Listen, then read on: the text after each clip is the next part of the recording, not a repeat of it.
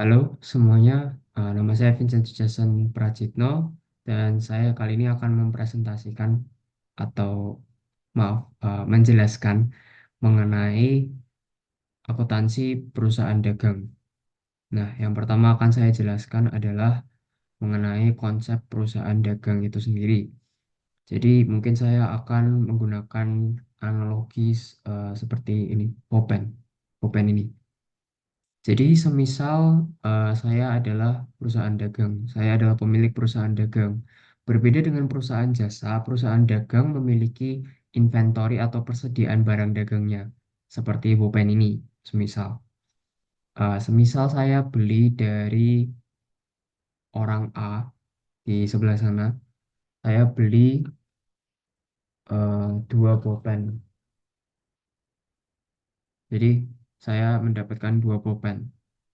Nah, misal pulpen yang hitam ini di harga 100 dan pulpen yang pink ini di harga 50. Saya belinya di harga 100 dan di harga 50.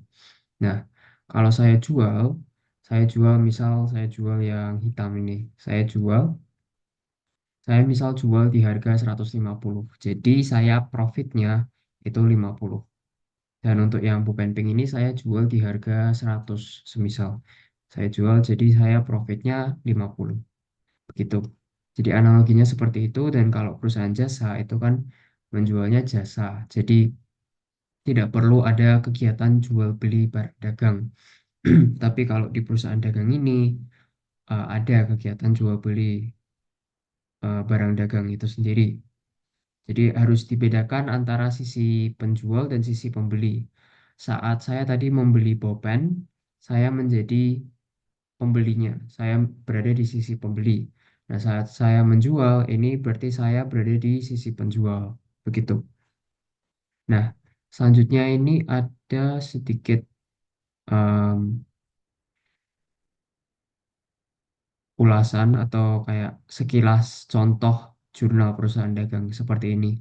Contohnya atau sorry, layoutnya itu tidak terlalu berbeda dari perusahaan jasa.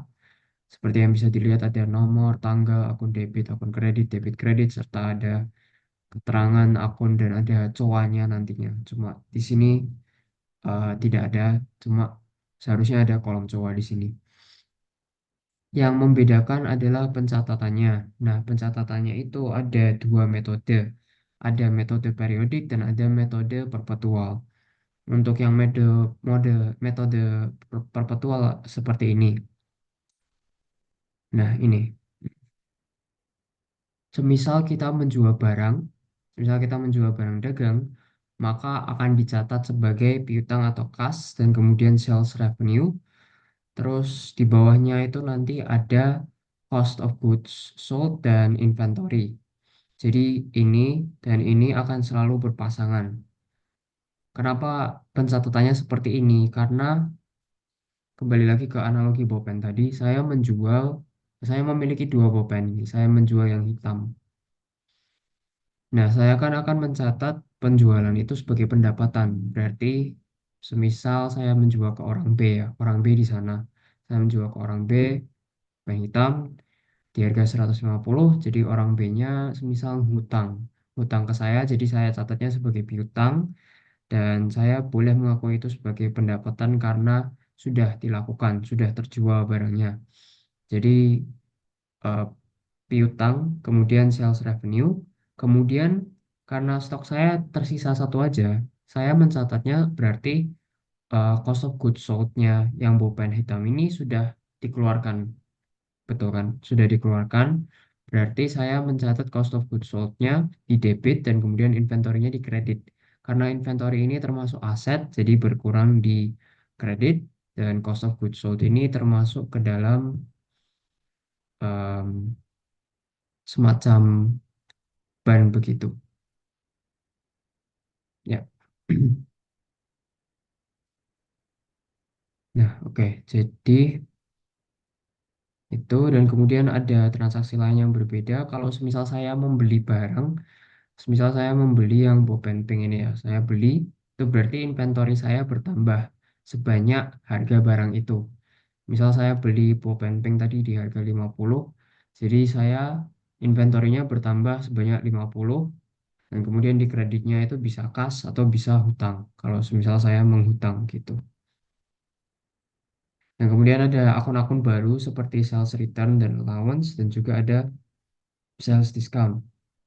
Nah, kalau semisal ada diskon, semisal kita di sisi pembeli ya, kita membeli barang, kemudian kita melunasinya em, sesuai dengan termin yang ditetapkan begitu, maka kita akan mendapatkan diskon. Nah, untuk diskon di sisi pembeli itu tidak kita catat, melainkan kita catatnya sebagai inventory. Misal ini, sebentar. Ada nggak ya contohnya? Harusnya ada. Jadi kita catatnya itu nanti di kredit ada inventory, terus kas, terus account payable-nya ada uh, di debit. Nah, seperti ini. Oh, maaf, ini kalau ratus, sebentar. Ya, tapi seperti itu. Nanti kalau semisal kita melunasi sesuai dengan termin yang telah ditetapkan, terus dapat potongan harga, atau sorry, dapat potongan pembayaran, maka kita membayarnya akan berkurang kan.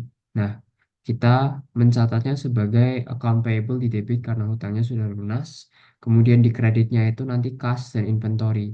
Karena inventorinya ini berkurang gitu harganya, soalnya kan kita dapat potongan pembayaran. Nah, oke, selanjutnya kita masuk ke yang FOB. Untuk FOB ini sendiri, oh ya, sebelum sebelum masuk ke FOB, ini tadi saya lupa menjelaskan akun yang sales return dan allowance. Jadi, semisal kita meretur barang, kita melakukan retur barang, maka kalau kita di sisi pembeli, misal kita beli barang, terus kemudian kita kembalikan barangnya, nah kita akan mencatat itu sebagai uh, account, ya account payable di debit, kemudian inventorinya di kredit karena inventorinya kan berkurang. Tapi hutangnya kita juga berkurang karena kita sudah mengembalikan barang tersebut. Itu kalau semisal kita menghutang, kalau semisal kita ngutang gitu belinya. Oke, nah oke, lanjut ke yang FOB. Untuk FOB ini itu maksudnya apa? Jadi ada dua FOB di perusahaan dagang. Jadi FOB ini menentukan siapa yang membayar antara penjual atau pembeli. Untuk FOB shipping point itu berarti pembeli yang membayar biaya transport maksudnya. Jadi FOB ini tuh maksudnya membayar biaya transport gitu. Kalau FOB shipping point itu pembeli yang membayar transportnya, membayar biaya transport. Kalau FOB destination point itu berarti penjual yang membayar biaya transport. Begitu. Kemudian ada term of payment atau termin yang tadi sudah saya bilang, kalau membayar sesuai dengan termin yang ditetapkan kan akan mendapat potongan harga dan sebagainya. Nah, termin itu ada berbagai macam. Bisa saja ini ada 2/10. Oh, sorry, ada 2/10. Nah, 2/10 ini maksudnya apa? 2/10 ini maksudnya kalau semisal membayar 10 hari, kalau semisal melunasi hutangnya dalam jangka waktu 10 hari setelah transaksi, maka akan mendapat potongan pembayaran sebesar 2%. Jadi nanti kalau semisal transaksinya di, sebentar, semisal transaksi di 3 Februari kan. Nah, terus kita ngutang tuh, terus dikasih termin 2/10. Nah, kalau semisal kita bayarnya di tanggal 5 Februari, oh, sorry, di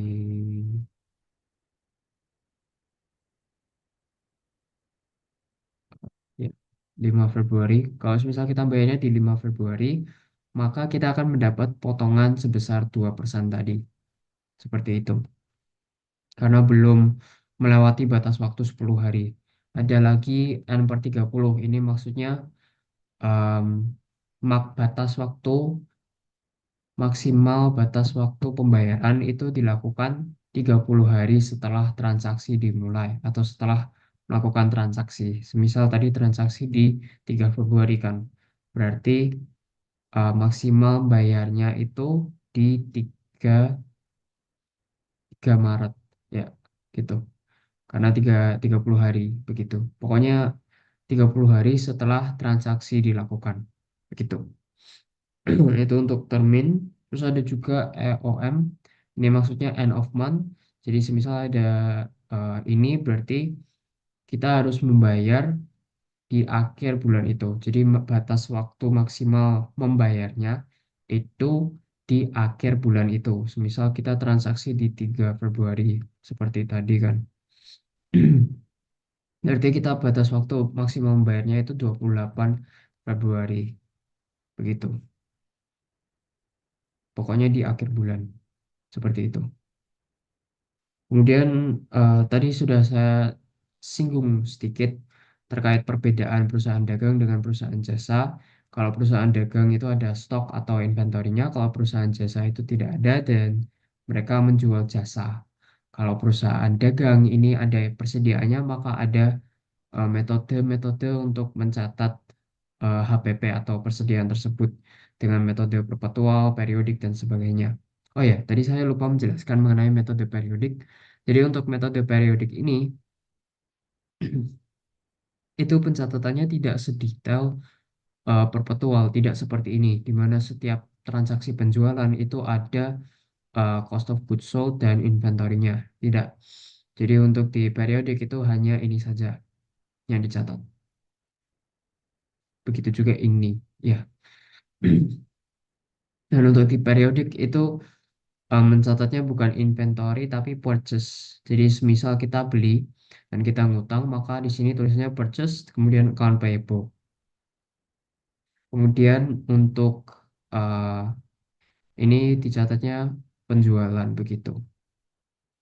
Ya, itu saja yang berbeda dan kemudian karena setiap transaksinya itu tidak ada uh, ini ya, tidak ada cost of goods sold-nya, maka di akhir itu akan dihitung HPP untuk yang jurnal periodik. Kalau di perpetual itu tinggal masukin aja di laporan laba ruginya, tapi kalau yang periodik ini harus dihitung dulu HPP-nya gitu.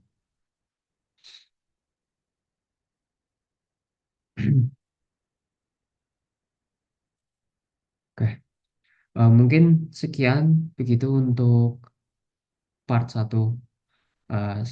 Setelah ini saya akan menjelaskan mengenai eh, invoice atau seperti template. Ya, saya akan menjelaskan terlebih dahulu tentang template-nya untuk Excel, kemudian habis dari template akan saya jelaskan mengenai simulasi transaksinya dan lain sebagainya. Oh ya, ada satu hal yang saya lupa jelaskan. Ada laporan keuangannya. Jadi laporan keuangan perusahaan dagang ini berbeda dari perusahaan jasa. Seperti yang tadi dilihat ini. Ada laporan laba ruginya. Jadi bentuknya itu sales revenue dikurangi terlebih dahulu dengan sales return dan allowance.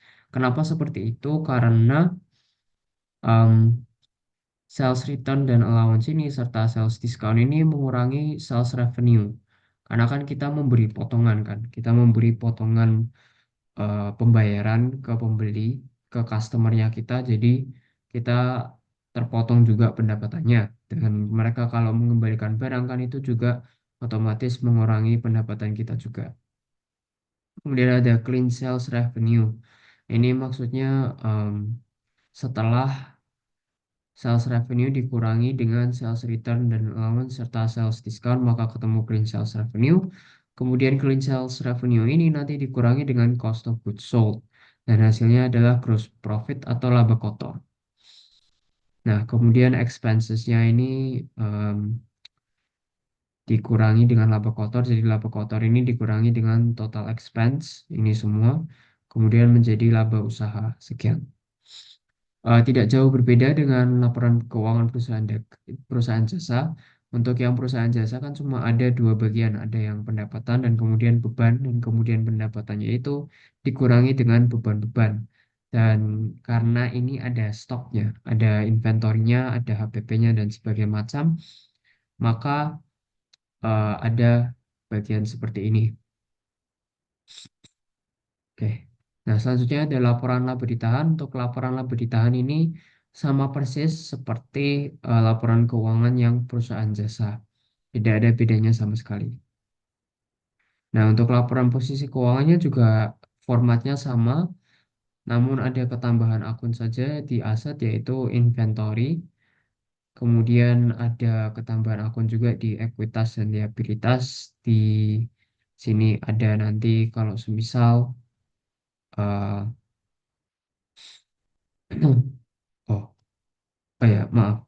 Jadi untuk ketambahannya itu hanya di aset, ya, hanya di aset buat yang inventory. Untuk yang lainnya tidak ada eh, penambahan apapun, begitu.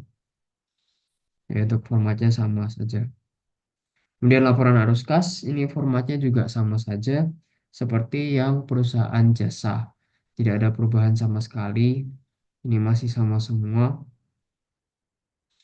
Cuma nanti penerimaan kas dari pendapatan berarti kegiatan penjualannya dan pengeluaran kas untuk beban ini maksudnya yang untuk membeli barang-barang atau membeli persediaannya serta em, membayar beban-beban seperti beban operasional lainnya seperti itu. Nah, sekian untuk bagian satu, akan dilanjut ke bagian dua, yaitu penjelasan template Excel. Sekian. Oke, nah sekarang saya akan menjelaskan mengenai template Excel-nya sekaligus eh, simulasi transaksinya. Oke, jadi untuk template-nya itu tidak jauh berbeda dari yang perusahaan jasa. Seperti ini template-nya. Ada yang sheets COA, ini ada keterangan, terus ada COA, terus ada gabungannya seperti ini. Rumusnya sama persis seperti yang perusahaan dagang, yaitu dengan concatenate. Kemudian nanti digabungkan seperti ini dan sebagai macamnya. Nah, untuk jurnal umumnya seperti yang sudah saya lihatkan di bagian yang awal, di bagian satu itu sama, ada nomor, tanggal, akun, COA, dan keterangan, dan sebagainya. Kemudian seperti ini bentuknya itu sama saja. Ini cowoknya menggunakan if error dan kemudian if dan lookup serta uh, VLOOKUP. Untuk yang satunya ini rumus-rumusnya ini sama saja seperti yang perusahaan jasa. Ini juga rumusnya sama seperti yang perusahaan jasa, cuma ini kolom indeks numbernya menggunakan yang ketiga sama seperti yang perusahaan jasa. Jadi kalau semisal masih kebingungan terkait membuat rumus Excel ini atau membuat template Excel ini, bisa dilihat video yang pertama saya yang menjelaskan terkait perusahaan jasa serta template-template Excel-nya di perusahaan jasa. Itu sudah saya jelaskan secara detail di sana. Saya hanya akan mengulas sekilas di sini. Dan untuk yang buku besar dan neraca saldo nanti menggunakan pivot table itu akan saya buat dan saya jelaskan nantinya. Kemudian ada laporan laba rugi. Nah, untuk yang laporan laba rugi ini tampilnya seperti ini yang sudah saya jelaskan di awal video ini. Ada sales revenue, kemudian nanti dikurangkan dengan sales return serta sales discount, kemudian dapat clean sales revenue seperti ini, dan kemudian cost of goods sold-nya itu dikurangin dengan clean sales revenue, didapat gross profit dan dikurangin dengan beban, maka didapat laba, laba usaha. Laporan laba ditahannya seperti ini, kemudian laporan posisi keuangannya yaitu seperti ini. Eh, ini warna-warna ini tidak terlalu penting, ini hanya untuk memudahkan saya melihat dan menyocokkan begitu. Kemudian bisa dilihat ini balance ya begitu. Template-nya sama saja dengan yang perusahaan jasa. Kemudian yang laporan arus kas juga sama saja dengan dengan perusahaan jasa menggunakan rumus sum if dan sebagainya. Dan untuk yang laporan keuangan satunya juga menggunakan rumus sum if seperti biasanya seperti yang di perusahaan jasa. Begitu juga dengan yang ini menggunakan rumus sum if semua. Oke. Mungkin saya langsung saja ke bukti transaksinya begitu ya. dan simulasi transaksinya begitu. Sebentar.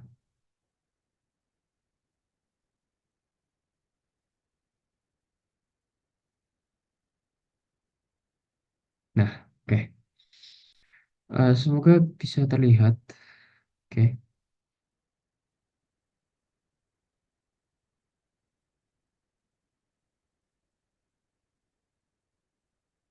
oke.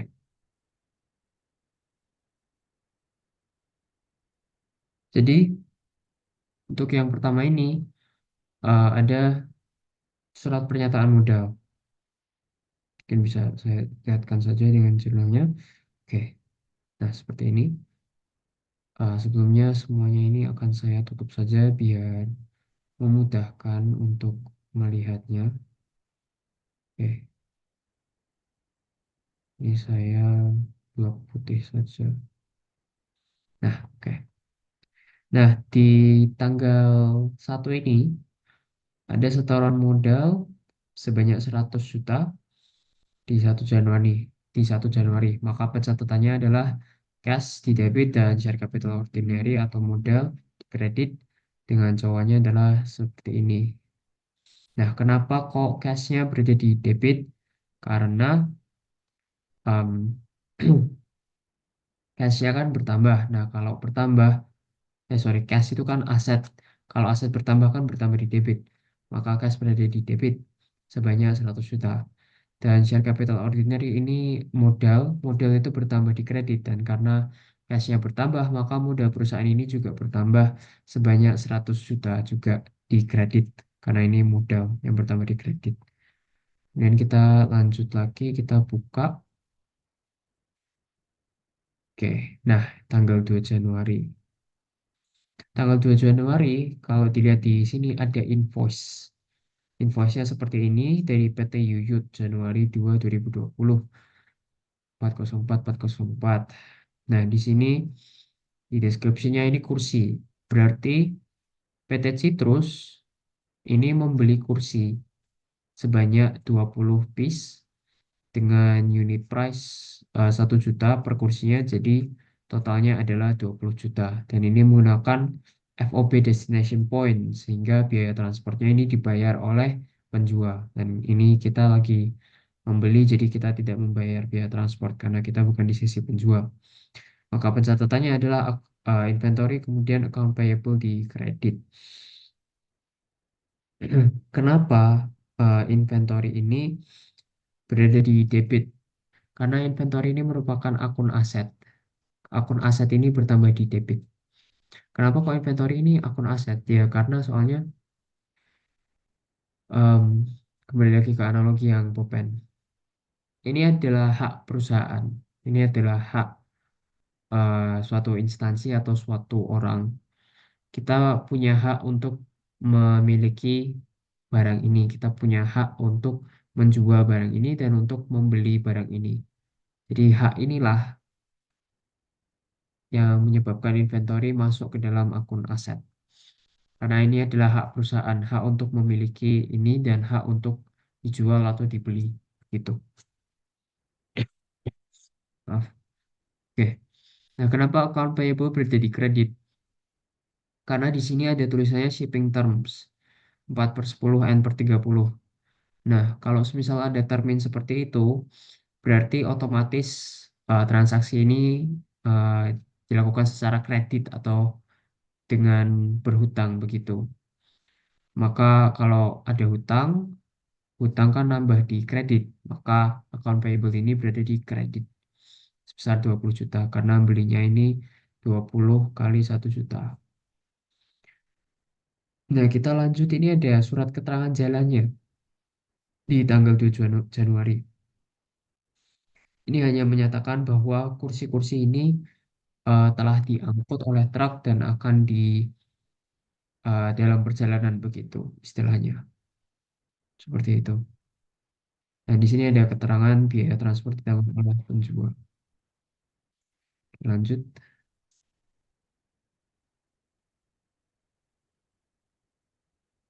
Sini ada retur pembelian di tanggal 4 Januari.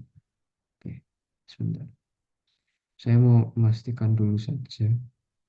4 Januari. Ya, betul. Oke. Oke, selanjutnya ada transaksi pada 4 Januari. Nah, di 4 Januari ini sendiri apa yang terjadi? Kalau dilihat di sini, di sebelah kiri, itu ada ratur pembelian, yang berarti ada yang mengembalikan barang. Siapakah yang mengembalikan barang? Ternyata yang mengembalikan barang adalah PT Citrus, mengembalikan ke PT Yuyut. Karena di sini tulisannya suppliernya adalah PT Yuyut dan pelanggannya adalah PT Citrus. Seperti PT Citrus ini yang mengembalikan ke PT Yuyut. Oke, nah untuk pengembaliannya sendiri itu sebanyak 3 kuantitinya. Jadi totalnya adalah 3 juta dikembalikannya. Nah, karena ada retur, karena PT Citrus saya sendiri, saya sendiri itu PT Citrus, saya lupa bilang di awal kalau saya ini adalah PT Citrus. Nah, karena PT Citrus ini mengembalikan barang, maka account payable-nya akan berkurang atau hutangnya akan berkurangkan. Karena kita tidak perlu menanggung barang yang sudah dikembalikan, maka hutangnya berkurang sebanyak barang yang dikembalikan. Dan karena barangnya itu juga dikembalikan, maka persediaan kita atau inventory juga berkurang. Nah, account payable-nya berkurang sebanyak apa? Sebanyak 3 juta. Dan kenapa itu posisinya berada di debit? Karena account payable atau hutang itu kalau berkurang kan berada di debit, maka posisinya di debit. Nah, kalau inventory ini sendiri karena aset, aset berkurang di kredit, maka ini posisinya di kredit. Oke, kita lanjut. Oh ya, untuk kratur ini sendiri nantinya akan mempengaruhi jumlah utang final yang akan kita bayarkan ke PT Yuyut itu sendiri. Selanjutnya ada transaksi di tanggal 5 Januari. Ini bentuknya adalah kwitansi, berarti ada yang membayar. Kalau dilihat dari sini, terima dari PT Citrus. Berarti Citrus, maaf, PT Citrus ini membayar ke PT Yuyut. Sebelum membayar, maka kita kurangkan dulu eh, ini ya, sebentar.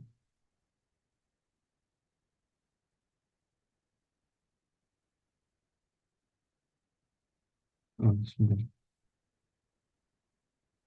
Kita kurangin dulu ya. Jadi kan tadi belinya 20 juta, tapi kita ratur sebanyak 3 juta. Maka berarti sisa hutang kita adalah 17 juta. Nah, di kwitansi ini tertulis bahwa kita membayar sejumlah 16.320.000. Sedangkan kita seharusnya kan membayar 17 juta. Kenapa kok jumlahnya jadi 16.320.000? Karena terkena termin atau potongan tadi. Kalau dilihat di keterangan yang di sini, ini beli ke PT Yud dengan barang dengan termin 4/10 N/30. 4/10 ini berarti kalau membayar dalam waktu 10 hari maka akan mendapat potongan sebanyak 4%. Nah, karena kita bayarnya ini di tanggal 5 dan transaksinya itu tanggal 2, maka ada jarak sekitar 2 sampai 3 hari kan. Kurang dari 10 hari, maka kita mendapat diskon sebanyak 4% yang ada di sini.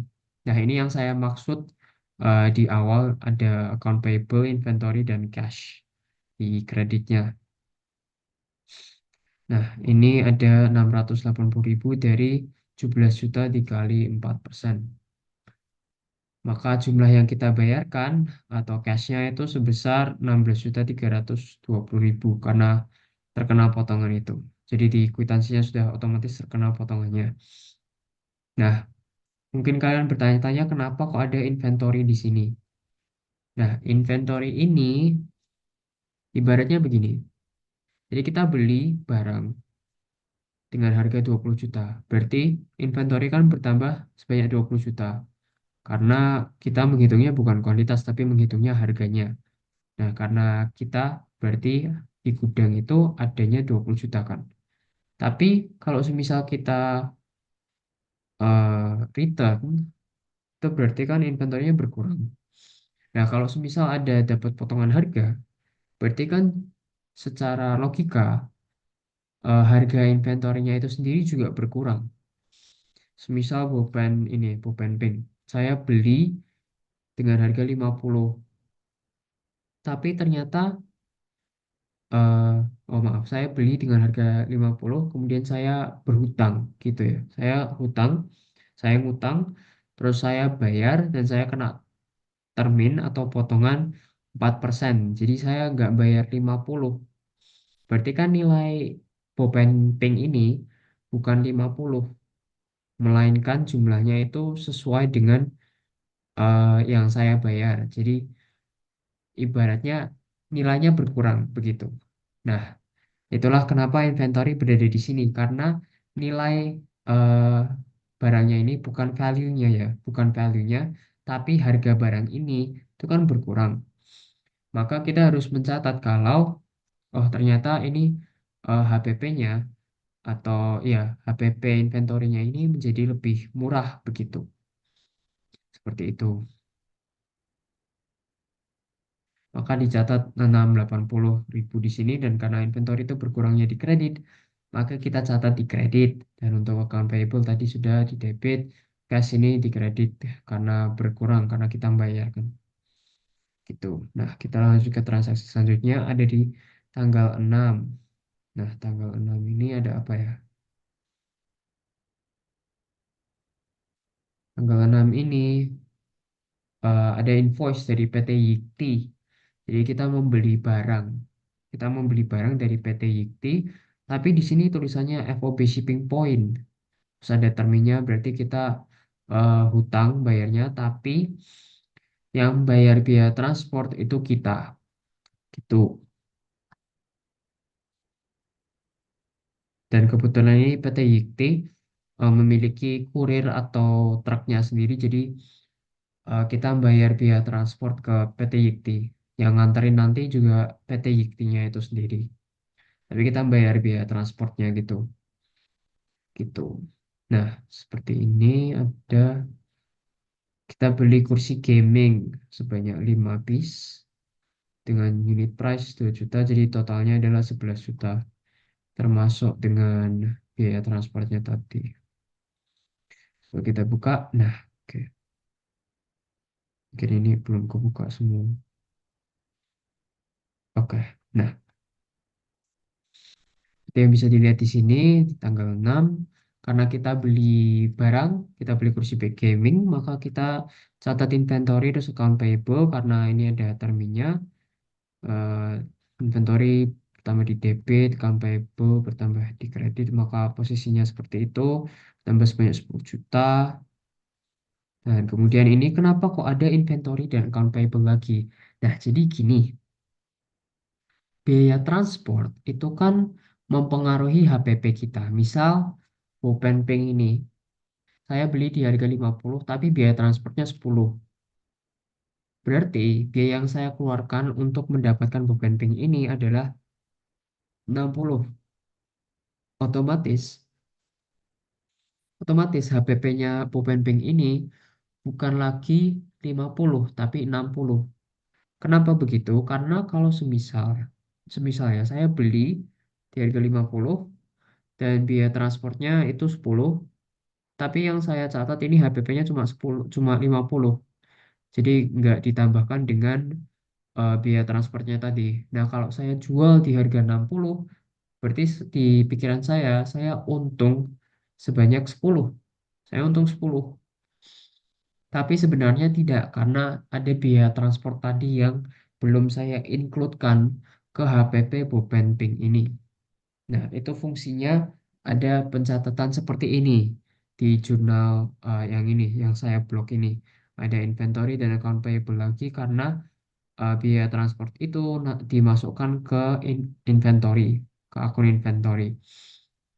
Catatannya skemanya sama, hanya saja jumlahnya berbeda yaitu 1 juta. Karena biaya transportnya itu 1 juta. Oke, dan ini ada surat keterangan jalannya. Ini keterangannya biaya transport ditanggung pembeli. Oke, lanjut saja. Kemudian ada invoice dari PT Citrus. Ini yang warnanya beda sendiri. Oke, tanggal 7 Januari. Apa yang terjadi di tanggal 7 Januari? Nah, kalau invoice-nya dari PT Citrus berarti pastinya ada eh, penjualan begitu yang dilakukan. Nah, di sini tulisannya ada termin 3/10 N/30 dan kemudian shipping methodnya FOB shipping point. Berarti yang membayar biaya transportnya adalah pembeli. Nah, kebetulan sekali nih di tanggal sekian ini atau sorry di transaksi yang ini PT Citrus tidak menyediakan truk, tetapi pembelinya ini ada pihak ketiga yang menyediakan jasa transport begitu, sehingga pihak ketiga ini yang nanti akan dibayar oleh si pembeli. Jadi pembelinya akan membayar ke pihak ketiga. Jadi kita tidak ada sangkut paut dengan pihak ketiganya itu. Nah, di sini dilihat ada PT Hubuk. Jadi customernya PT Citrus ini adalah PT Hubuk dan PT Hubuk ini membeli 5 kursi dengan harga 4 juta. 4 juta ini bukan harga COGS atau harga cost of goods sold, ini adalah harga jualnya. Jadi totalnya adalah 20 juta. Nah, ini ada HPP, HPP-nya PT Citrus. Dokumen ini adalah dokumen yang rahasia. Jadi ini rahasia internal. Sudah saya tulis di atas ini. Ini hanya simulasi saja ya transaksinya. Jadi boleh saya bocorkan karena ini transaksinya bersifat fiktif. Tetapi di dunia nyata dokumen ini tidak boleh dibocorkan karena customer atau pelanggan tidak boleh tahu terkait dengan harga pokok per barangnya. Nah, tapi untuk kali ini saya bocorkan atau saya beritahu demi kepentingan edukasi. Jadi kan tadi PT Hubuk ya, ya PT Hubuk itu membeli kursi dengan harga tadi 4 juta. Nah, harga pokoknya itu 1 juta gitu. Maka di sini dicatatnya adalah account receivable karena tadi ada terminnya, maka PD Hubuk menghutang. Account receivable ini akun aset dan akun aset bertambah di debit, maka posisinya ada di debit. Kemudian sales revenue ini pendapatan. Pendapatan itu akun kredit, akun yang bertambah di kredit karena menambah modal. Maka posisinya berada di kredit. Kemudian ada cost of goods sold. Cost of goods sold ini eh, adalah HPP, harga pokok penjualan yang bertambah di debit karena ini bersifat mengurangi modal atau mengurangi pendapatan ini sendiri, maka posisinya ada di debit. Kemudian ada inventory yang berkurang di kredit karena ini adalah aset. Aset itu berkurang di kredit. Nah, ini sebesar 20 juta, kemudian cost of goods sold-nya ini sebesar 5 juta karena tadi belinya kan 5 pieces ya. Ya, oke. Kita lanjut ke tanggal 8. Nah, untuk di tanggal 8 ini ada apa sih? Di tanggal 8 ini ada invoice dari PT Citrus. Sebentar. Oke. Jadi dari PT Citrus mengeluarkan invoice ya ini di tanggal 8 Januari. Nah, sebentar saya buka dulu transaksinya.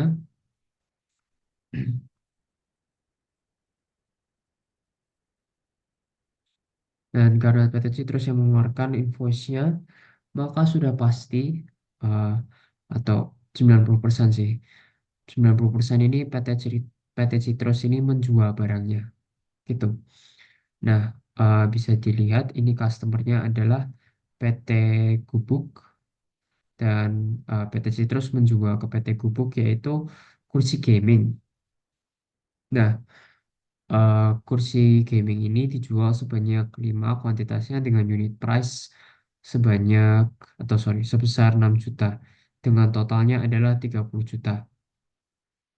Oke, nah berarti ini ada untuk yang laporan stok barang gudang yaitu bukti transaksi HPP-nya. HPP-nya untuk yang kursi gaming itu sebesar 2 juta dengan harga satunya ini 6 juta. Harga satunya maksudnya harga jualnya begitu. Nah, ini ada yang menyetujui pihak gudang dan yang mengisi ini pihak akuntannya. Oke, di 8 Januari maka kita mencatatnya sama dengan yang 7 Januari. Namun, sebentar ini saya lihat saja. Ini ternyata FOB Destination Point. FOB Destination Point ini apa? Ini berarti biaya transportnya kan dibayar oleh penjual. Jadi dibayar oleh PT Citrusnya itu sendiri. Nah, kebetulan ini PT Citrus ada kenalan pihak ketiga, yaitu PT Transport Jaya, sehingga PT Citrus ini membayar ke PT Transport Jaya supaya PT Transport Jaya ini me- mendeliver barang ini. Jadi kayak PT Transport Jaya nanti yang akan mengantarkan barang dari PT Citrus ini ke eh, customernya, yaitu PT Gubuk. Seperti itu. Dan ini ada terminnya 4/5 N/30. Berarti PT Gubuk ini, sorry, ya PT Gubuk ini berhutang begitu ya. Maka kita catatnya account receivable, account receivable itu aset, jadi pertama di debit, kemudian ada sales revenue yang merupakan pendapatan itu sendiri, jadi pertama di kredit, maka posisinya di kredit dan kemudian ini 30 juta untuk account receivable-nya dan sales revenue-nya ini 30 juta. Kemudian ini ada cost of goods sold dan inventory. Cost of goods sold-nya ini 10 juta karena tadi kan menjual 5 pieces, menjual 5 piece atau 5 pieces jadi 10 juta karena 2 dikali 5 kan. Jadi inventorinya berkurang juga 10 juta. Nah, belum selesai sampai di situ karena ada biaya transport yang harus kita bayarkan. Nah, seperti ini. Biaya transport ini kita tulis sebagai delivery expense. Seperti yang bisa kita lihat ini PT Transport Jaya ada invoice-nya. Invoice-nya ini di 8 Januari 2020. Nah, invoice-nya ini seperti ini. Dan kemudian customer-nya itu PT Citrus dan deskripsinya ini transport ke PT Gubuk. Kita bayar sebesar 2 juta. Nah, karena beban ini, oh sorry, kenapa kok dianggap beban? Kenapa biaya transport ini dianggap beban? Karena ini kan sudah dilakukan begitu ya, sesuatu yang sudah terjadi, jadi boleh kita anggap sebagai beban, dan juga ini adalah sesuatu yang mengurangi modal atau mengurangi pendapatan kita begitu. Sorry, bukan mengurangi pendapatan, tapi mengurangi modal dan mengurangi kas perusahaan, maka boleh kita catat sebagai beban. Dan karena beban ini mengurangi modal, modal itu kan berkurang di debit, maka beban ini berada di posisi debit. Dan kreditnya ini kas, kenapa? Karena kita bayar secara tunai. Kalau kita lihat di sini ada kwitansi pembayaran di tanggal 8 Januari dan ini PT Transport Jaya. Oh, maaf ini belum saya ganti. Ini harusnya PT Transport Jaya. Nah, seperti itu. Ini sejumlah 2 juta, maka kita catat delivery expense sebanyak 2 juta dan kasnya ini 2 juta juga. Oke, lanjut. Kita ada di tanggal 9. Maaf itu kebukanya terlalu banyak. Nah, di tanggal 9 ini ada bukti transaksi berupa kwitansi pembayaran. Nah, kwitansi pembayaran ini sendiri itu dikeluarkan, sorry, ya, dikeluarkan oleh PT Citrus dan ini um, bahkan kwitansi pembayaran yang diterima dari PT Hubuk. Maksudnya uangnya ini tuh diterima dari PT Hubuk. Nah, PT Hubuk ini melunasi hutangnya. Yang berarti di tanggal, sebentar coba saya buka dulu ya. Oke. Nah, PT Hubuk ini di kwitansi pembayaran ini melunasi hutangnya pada tanggal 7. Nah, tanggal 7 ini kan dia berhutang sebanyak 20 juta ya. Ya, sebanyak 20 juta. Dia tidak meratur dan tetapi karena itu tanggal 7 jadinya dia kena termin. Terminnya itu kan sebesar 3/10 ya. Ya, 3/10. Maka di sini kita tulisnya cash, sales discount, dan kemudian account receivable. Kenapa kok sales discount berada di debit? Karena sales discount ini sifatnya kan mengurangi pendapatan. Karena seharusnya kita semisal mendapat 5.000, tapi ada sales discount sebanyak 2.000, ada potongan sebanyak 2.000. Maka ya jumlah yang kita dapatkan itu kan 3.000. Nah, seperti itu. mengurangi pendapatannya kita. Jadi posisinya berada di debit. Kemudian kas ini posisinya di debit karena ini kan aset dan aset itu kan bertambah di debit. Nah, bertambahnya ini sebanyak 19.400.000 karena dia membayarnya itu ya memang segitu setelah potongan. Potongannya ini 600.000 dengan 20 juta ini dikali dengan 3%. Kemudian account receivable-nya ini utuh karena dia sudah tidak harus membayar, sorry, karena piutangnya ini sudah lunas kan. Piutangnya sudah lunas semua dan piutangnya itu kan totalnya 20 juta, jadi lunas semua. Maka account receivable kalau semisal berkurang, itu kan berada di kredit. Maka posisinya ini ada di kredit sebanyak 20 juta. Kita lanjut ke tanggal 10. Nah, di tanggal 10 ini ada rator penjualan dari PT Gubuk ke kita, PT Citrus. Nah,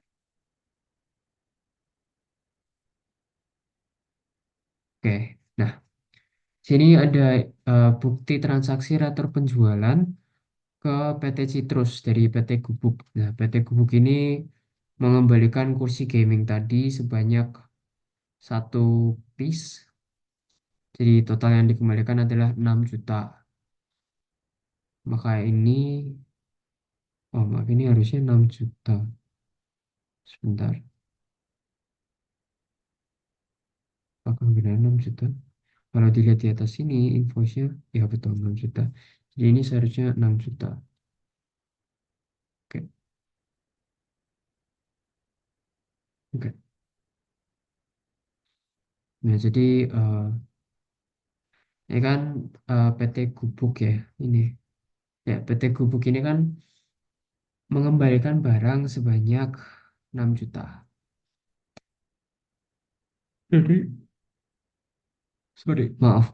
Jadi kita catatnya yaitu sales return dan allowance di debit, dan kemudian account receivable-nya di kredit. Kenapa sales return dan allowance berada di debit? Karena akun sales return dan allowance ini itu mengurangi pendapatan seperti sales discount tadi.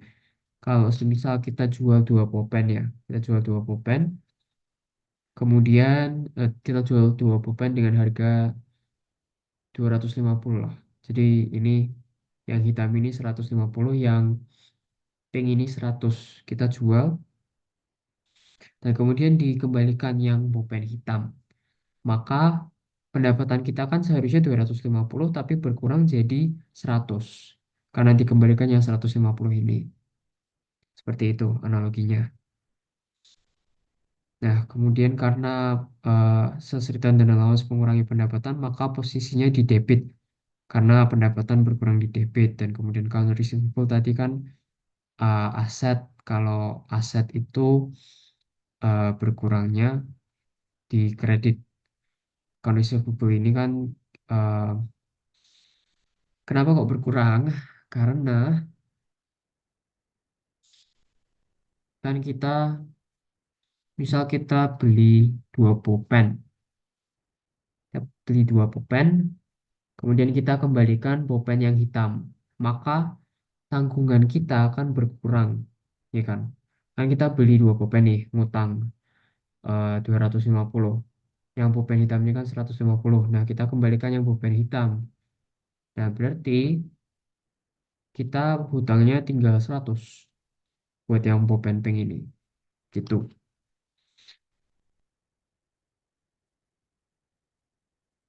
Oke.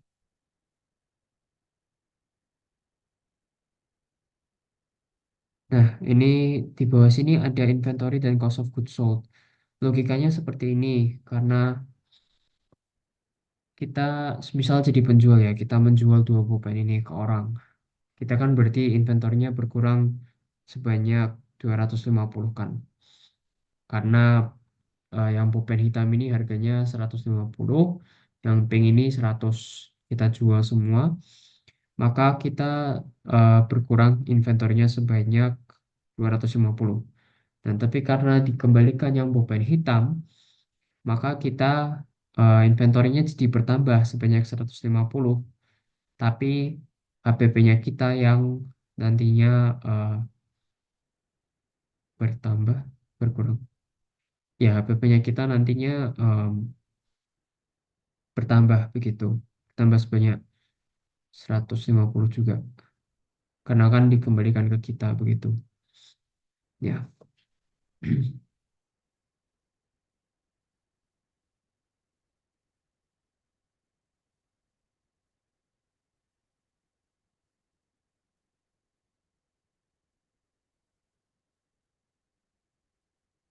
Sebentar, maaf. HPP-nya ini kan em, berkurang atau bertambah? Seharusnya, sebentar.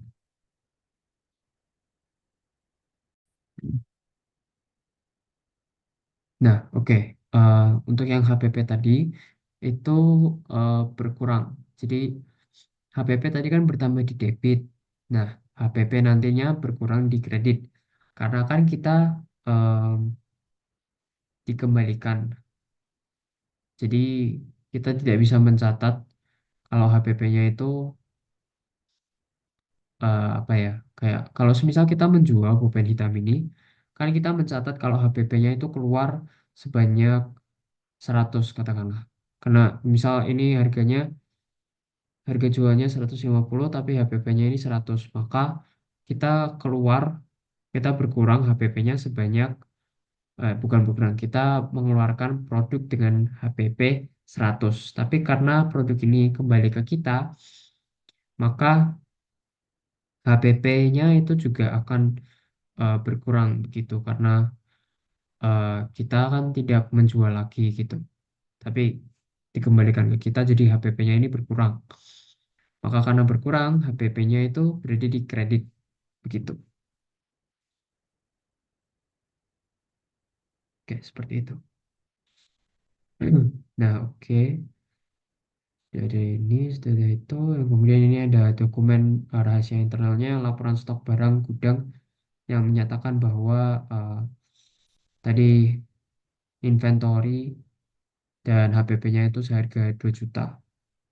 Maka kita catat inventory karena kan bertambah gitu kan. Bertambah di kita sebanyak 2 juta ini karena dikembalikan dan cost of goods sold-nya ini berkurang sebanyak 2 juta.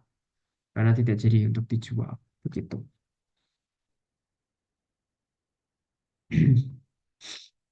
Kemudian kita lanjut ke tanggal 15. Nah, di tanggal 15 ini ada kwitansi pembayaran dari PT Gubuk ke kita, PT Citrus. Nah, PT Gubuk ini membayar pada tanggal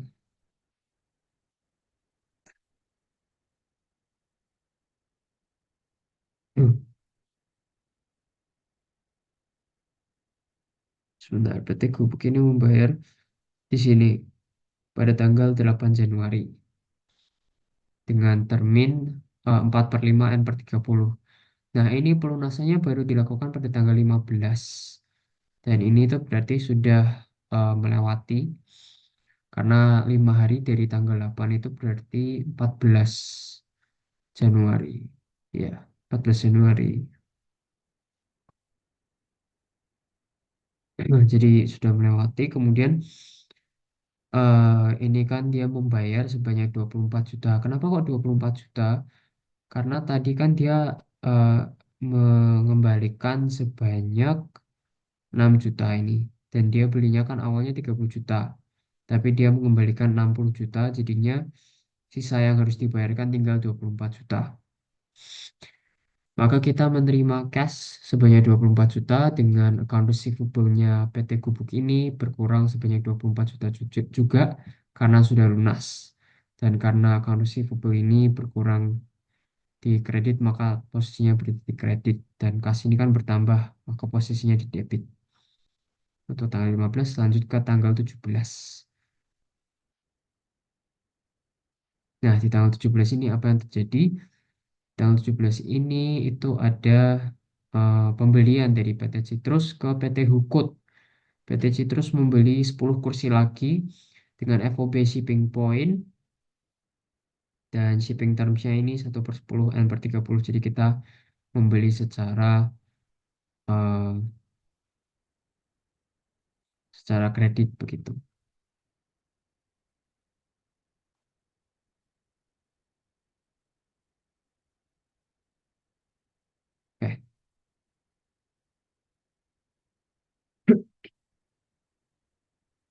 Oke, pada 17 Januari. Oke, karena kita membeli secara, oh maaf, ini shipping terms, tapi, oh maaf, maaf, ini salah tulis. Ini seharusnya tidak ada shipping terms ya.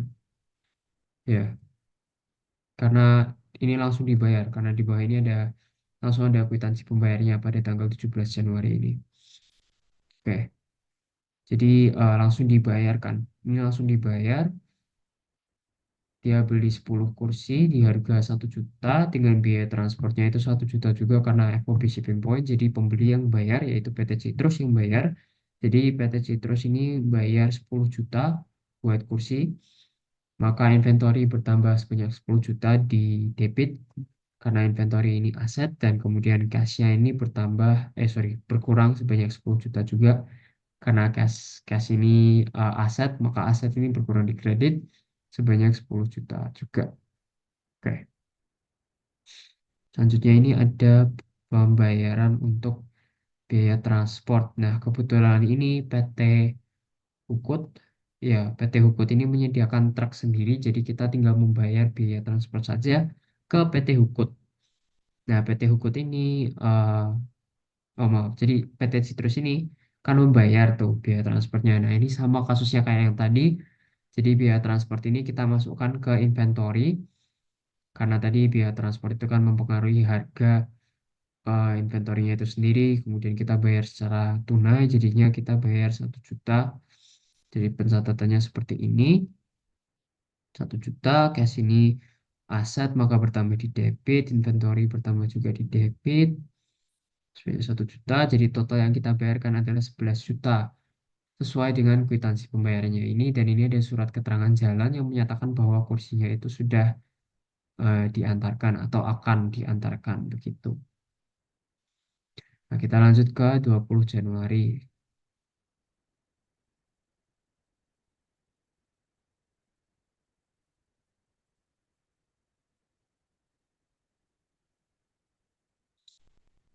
Nah, di 20 Januari ini ada apa? Ini ada kwitansi pembayaran yang diterima dari PT Citrus, diterimanya oleh PT Yikti. Jadi PT Yikti ini menerima pelunasan hutang dari PT Citrus sebanyak 11 juta. Nah, jadi pencatatannya adalah utang kita kan berarti sudah lunas. Maka kita catat di debit dengan cash berarti di kredit karena kita membayar utang dengan cash, maka cashnya itu berkurang jadi sebanyak 11 juta. Dan ini tidak kena termin ya, karena tadi ke PT Yikti. PT Yikti itu berada di tanggal ini. PT Yikti berada di tanggal 6, 1/10 terminnya, dan kita baru membayar di tanggal 20. Jadi sudah lewat untuk potongannya. Kita lanjut ke transaksi selanjutnya. Nah, di tanggal 25 ini ada transaksi ke PT Gamur.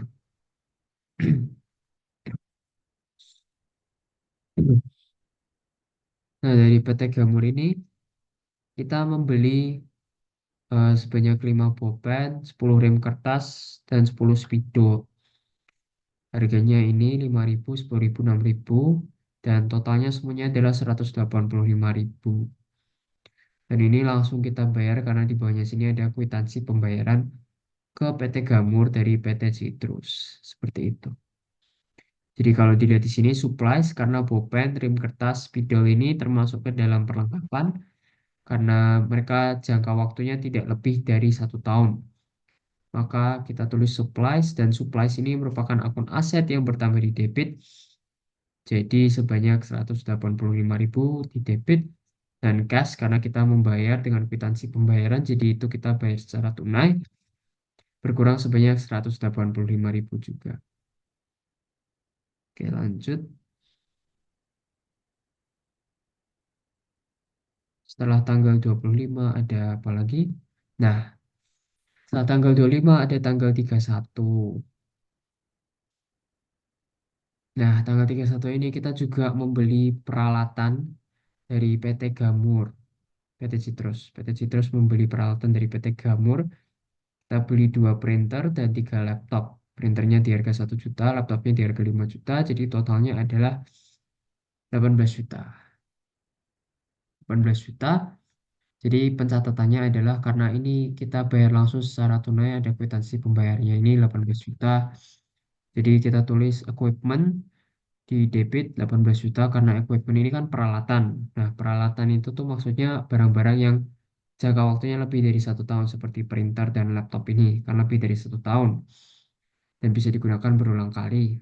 Nah, maka kita catat sebagai peralatan dan peralatan ini adalah akun aset di mana akun aset ini bertambah di debit. Dan karena equipment bertambah sebanyak 18 juta, maka kita catat di debit sebanyak 18 juta.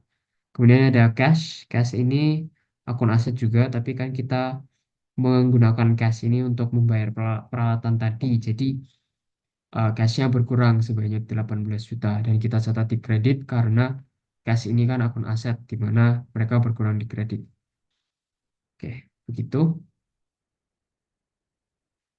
Mungkin sekian untuk penjelasan transaksi jurnalnya. Selanjutnya akan saya jelaskan mengenai buku besar dan neraca saldonya.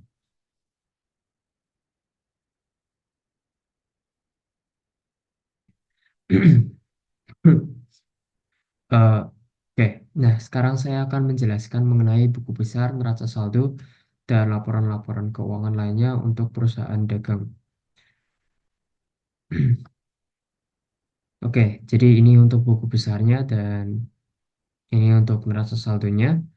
Untuk proses pembuatannya itu sama persis seperti yang perusahaan jasa, tinggal menggunakan pivot table seperti ini, kemudian klik OK buat di new worksheet, kemudian centang yang tanggal, yang debit kredit, serta yang akun ini. Ini mungkin dibalik aja begitu, oke. Kemudian akunnya ditaruh di filter dan sudah selesai. Jadi, oke. Jika masih bingung atau ingin melihat secara detailnya pembuatan buku besar ini, mungkin bisa dilihat video yang pertama yang saya buat, yaitu video yang perusahaan jasa, di mana saya menjelaskan dengan detail untuk pivot table-nya buku besar ini. Nah, secara garis besar, buku besarnya seperti ini. Ada yang kas, ada yang akun receivable, ada yang supplies, dan yang lain sebagainya seperti ini. Dan di sini ada sum of sisa, maksudnya ini saldo dari setiap akunnya itu. Saldonya ini nantinya akan berada di neraca saldo. Nah, seperti ini. Nah, untuk membuat neraca saldonya ini sendiri itu sama persis seperti yang buku besar yaitu pivot table, terus new worksheet, diklik OK, kemudian kita centang yang debit kredit serta yang akun. Nah, selesai. Sudah selesai. Oke. Terus nanti kita tinggal tambahkan untuk yang persamaan field itemsnya ini calculated field yang menggunakan persamaan if untuk nantinya memunculkan sebentar untuk nantinya memunculkan ini sum of saldo dan sum of saldo kredit ini. Untuk detailnya bisa dilihat di video pertama saya yaitu yang perusahaan jasa. Tapi secara garis besar ini neraca saldonya dan ini buku besarnya seperti itu. Kalau mau dites balance atau tidak bisa menggunakan sum. Kemudian kita drag saja ini di enter. Kemudian kita ke samping dan ternyata memang betul sama seperti ini. Oke, nah sekarang kita lanjut ke laporan laba ruginya. Nah, untuk laporan laba rugi sudah saya tunjukkan di awal. Bentuknya seperti ini bisa dibuat laporan laba rugi, perpetual, dan seterusnya. Jadi untuk yang bagian ini itu merupakan bagian yang pendapatan dan untuk yang bagian di bawahnya itu merupakan bagian beban. Jadi nantinya yang pendapatan itu akan dikurangi dengan yang bagian beban. Nah, yang bagian pendapatan ini perlu kita um, refine sedikit lagi. Maksudnya adalah ini sales revenue secara garis besar. Ini terlalu garis besar ya. Ini terlalu luas, maka kita perlu kurangi dengan sales return dan allowance dan juga sales discount yang ada di mana ini memang sifatnya adalah mengurangi sales revenue tadi seperti yang sudah saya jelaskan di mana sales revenue ini dikurangi dengan sales return dan sales discount karena sales return ini kalau semisal ada yang memberikan barang ke kita kan berarti pendapatannya kita berkurang. Dan kalau semisal kita memberikan potongan harga atau potongan pembayaran, maka itu kan juga akan mengurangi pendapatannya kita. Seperti itu. Nah, terus ini dikurangi maka akan ketemu ini lalu oh sorry ini adalah hasil penambahan dari 6 juta ditambah 600.000 kemudian ketemu clean sales revenue sebesar 43.400.000 dan kemudian clean sales revenue nanti dikurangi cost of goods sold ketemu gross profit atau laba kotor sebesar ini kemudian nanti laba kotor ini dikurangi dengan beban yang ada yaitu cuma beban delivery atau delivery expense sebesar 2 juta jadi laba usaha 28.400.000. Nah, ini kan ada tulisannya sum if ini ya. Seperti yang sudah saya jelaskan di video saya yang jurnal penyesuaian serta laporan keuangan kalau nggak salah ya. Ya, itu ada penjelasan terkait rumus-rumus sum if ini. Kalau detailnya bisa dilihat di situ. Tapi secara singkat mungkin saya coba praktekkan saja begitu ya. Jadi misalnya ini mau mencari yang sales revenue kita sum if dan karena sales revenue ini ada di kredit dan tidak akan ada di debit maka kita blok saja yang bagian sini yang bagian kredit ini kemudian kita uh, pilih kriterianya yaitu yang sales revenue sebentar ini kemudian sum range-nya berarti yang di bagian kredit juga oke nanti kurung tutup dan di enter nah hasilnya 50 juta. Nah, untuk bagian yang muncul di debit dan kredit seperti cost of goods sold ini, kita perlu mengurangi. Jadi, ini kan 13 juta ya. Saya tulis saja di sampingnya. Jadi, misal kita mau cari yang COGS atau cost of goods sold, kita cari dulu yang di bagian eh, debit. Di bagian debit, sebentar. Jadi ini, range-nya itu yang debit sini, kemudian kriterianya itu cost of goods sold yang ini, kemudian sum range-nya adalah yang debit sini.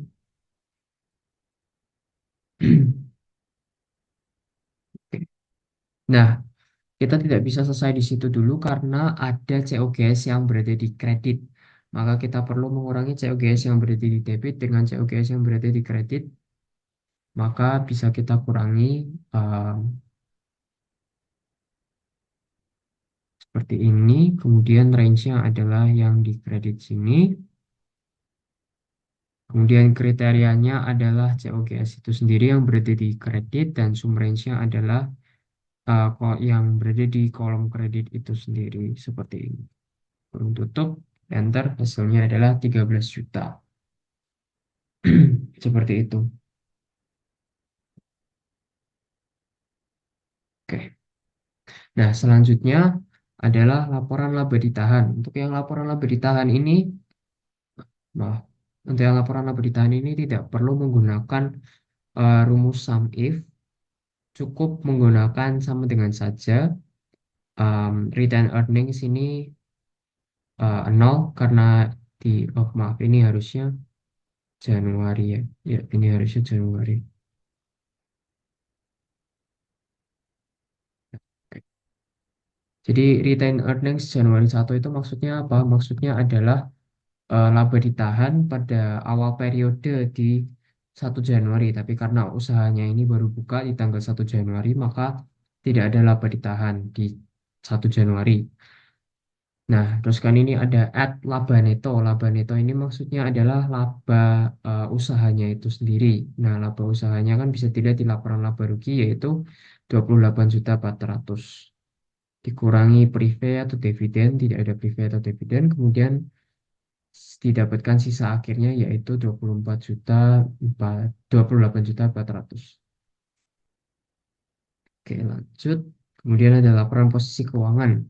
Nah, ini sama persis seperti yang perusahaan jasa, cuma ada ketambahan akun inventory saja. Dan karena equipmentnya ini dibeli di akhir bulan, maka tidak ada jurnal penyesuaian untuk menyesuaikan peralatan ini. Begitu. Penyesuaiannya dilakukan di bulan depan, karena ini kan dibelinya di akhir bulan. Oke. Jadi untuk mencari angka-angka ini sendiri itu em, menggunakan rumus sum if. Buat yang muncul dua kali, buat yang muncul di akun, sorry, buat yang muncul di kolom debit dan di kolom kredit, itu menggunakan sum if yang debit, kemudian di minus di sum if yang bagian kredit, seperti yang sudah saya tunjukkan tadi buat yang COGS. Untuk yang akun receivable ini, eh, jumlahnya 0 sesuai di neraca saldo ini ya, seperti ini, 0, makanya tidak ada nominalnya, seperti ini. Kemudian total aset menjumlahkan ini semua, hasilnya sekian. Dan kemudian ini ada ekuitas. Ini share capital ordinary itu 100 juta ditambah dengan retained earnings-nya yaitu 28.400, jadinya 128.400. Dan untuk liabilitasnya sendiri, utangnya sudah terbayarkan semua, jadi tidak perlu dicatat kembali. Jadinya 128.400 sesuai antara bagian aset dengan bagian ekuitas dan liabilitas. Jadi balance yang berarti sudah benar istilahnya. Nah, kemudian ini laporan arus kasnya. Untuk yang laporan arus kas ini ada sama teknisnya seperti yang perusahaan jasa, seperti yang sudah saya jelaskan di video saya yang sebelumnya, yang jurnal penyesuaian dan laporan keuangan kalau tidak salah ya. Itu di sini juga menggunakan rumus sum if, namun bedanya di sini adalah ini menggunakan kode. Jurnal umum ini ada kode OK, OK, OM, IK, dan sebagainya. OK ini sendiri maksudnya operasional keluar, dan OM ini maksudnya operasional masuk, dan IK maksudnya investasi keluar. Itu. Untuk investasi, untuk operasional ini maksudnya seperti kegiatan pembelian peralatan, pembelian perlengkapan, atau pembelian persediaan, atau hasil penjualan persediaan barang dagang seperti itu. Dan kemudian untuk arus kas kegiatan investasi, investasi itu maksudnya pembelian peralatan. Oh sorry, tadi pembelian peralatan itu masuknya ke investasi, bukan ke operasional. Jadi pembelian peralatan seperti mesin atau printer atau laptop itu masuknya kegiatan investasi. Terus kalau menjual gedung atau menjual mesin atau menjual tanah itu masuknya ke investasi masuk seperti itu. Kemudian arus kas dari kegiatan pendanaan itu bisa pengeluaran dari prive atau pengeluaran dari dividen, dan mungkin ada penanaman modal dari pihak asing atau dari pihak bank itu sendiri, ada yang meminjam dari bank begitu. Nah, itu masuk ke arus kas kegiatan pendanaan. Gitu. Untuk lewatnya seperti ini, kemudian ini kenaikan neto dalam kas ini cuma menjumlahkan semua yang ada di sini. Kemudian kas pada awal periode itu 100 juta ya tadi. Jadi kas pada awal periode itu kan tadi 100 juta, jadi ditulis di sini. Kemudian kas pada akhir periode itu ini dijumlahkan saja atau dikurangkan sesuai dengan nominalnya. Seperti itu. Kemudian jadi ini kas dari pendapatan mungkin saya praktekkan sedikit saja begitu ya. Jadi untuk mencari penerimaan kas dari pendapatan kita gunakan rumus sum if. Ini bisa saya bentar.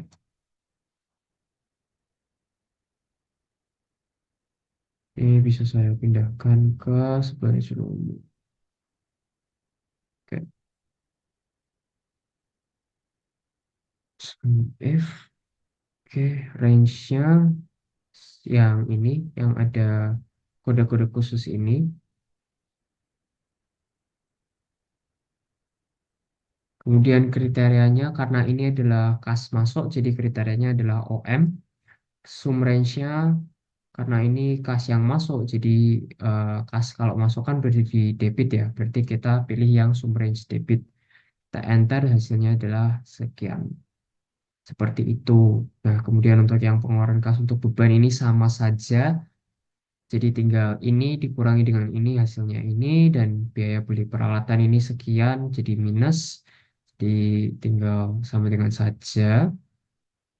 Kemudian ini dijumlahkan hasilnya minus 15 juta sekian dan kemudian 100 juta ini dikurangi dengan 15 juta sekian hasilnya 84 juta 895. Kalau dibandingkan, kalau dilihat di laporan posisi keuangan itu kasnya sama 84 juta 895 sama dengan yang di laporan arus kas. Seperti itu. Oke. Mungkin sekian. Oh, mungkin mau saya jelaskan lebih detail lagi kenapa COGS ini atau cost of goods sold ini mengurangi penjualan. Ibaratnya begini, kan kita membayarkan harga, kita membayar untuk membeli suatu barang kan. Kita membayar untuk membeli suatu barang. Nah, berarti kita kan nanti menjualnya itu nggak mungkin di harga yang pas dengan harga belinya barang itu. Karena kita kan kita pengen untung dari transaksi ini begitu kan ya. Maka kita jual dengan harga yang lebih mahal. Dengan harapan setelah membayar HPP-nya ini, kita mendapatkan untung begitu. Makanya penjualan ini harga jualnya dikurangi dengan COGS atau cost of goods sold-nya dulu, baru bisa diakui sebagai laba kotor seperti itu. Baru bisa diakui sebagai ya laba kotor perusahaan seperti itu. Oke, mungkin sekian dari presentasi saya. Sekian dari penjelasan saya. Mohon maaf jika ada kesalahan atau ada kekurangan. Em, Sekian, terima kasih sudah mau mendengarkan atau melihat